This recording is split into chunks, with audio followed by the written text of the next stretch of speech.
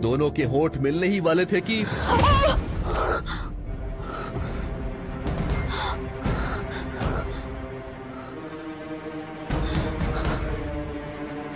जाओ, जाके सोफे पे सो जाओ। आरोही ने विक्रम की तरफ देखा तो उसे उसकी आंखों में कोई भी शर्म या दया नहीं दिखी। आरोही उससे पूछना चाहती थी कि उसने ऐसा क्यों किया, पर फिर उसने खुद को ये समझा लिया कि एक 25 साल के आसपास का आदमी जिसके पास दुनिया जहां की दौलत है, लेकिन पूरी दुनिया उसे एक विकलांग के तौर पर देखती है, उस आदमी का दिमाग पूरी तरह से ठीक हो, ये उम्मीद करना समझदारी नहीं है।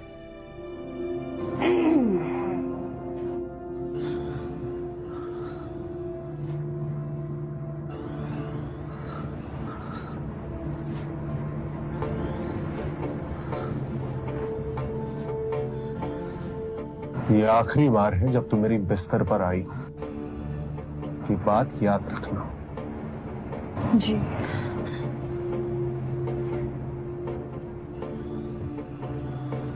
अभी अभी जो भी हुआ था उसे भूलकर आरोही अपनी माँ के बारे में सोचने लगी। उसी के लिए तो वो ये सब कुछ कर रही थी।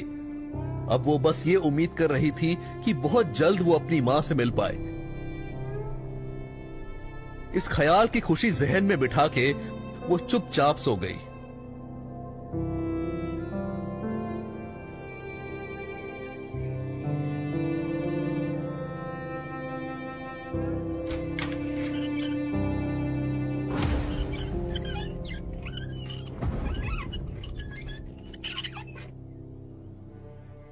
क्या हुआ?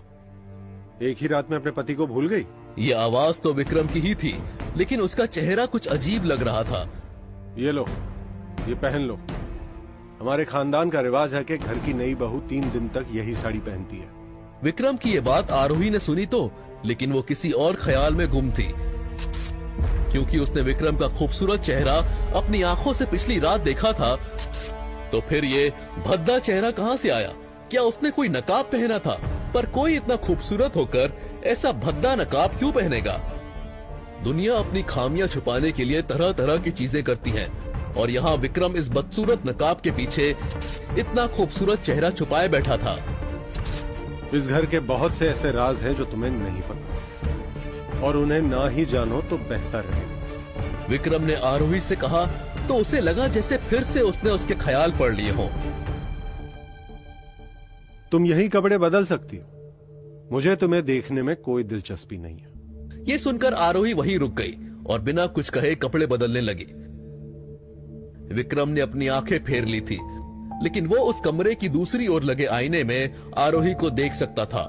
उसकी नजर जब एक बार आरोही के बदन पर पड़ी तो वो अपने मन में चल रहे ख्यालों को रोक नहीं पाया। आरोही का शरीर उसके चेहरे की तरह ही खूबसूरत था।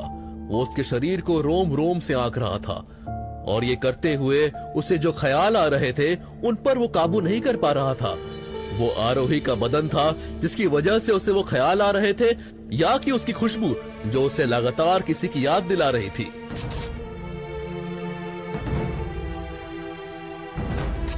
इतने में दरवाजे पर एक नॉक हुआ और फिर दरवाजा खुला।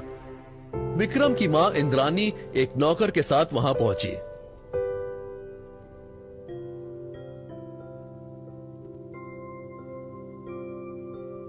तब जाकर आरोही को समझ में आया कि विक्रम का उसके गले पर काटना अपनी मां को यह समझाने के लिए था कि उनके बीच कुछ हुआ था, जो कि सरासर झूठ था। आरोही सोच रही थी कि विक्रम ने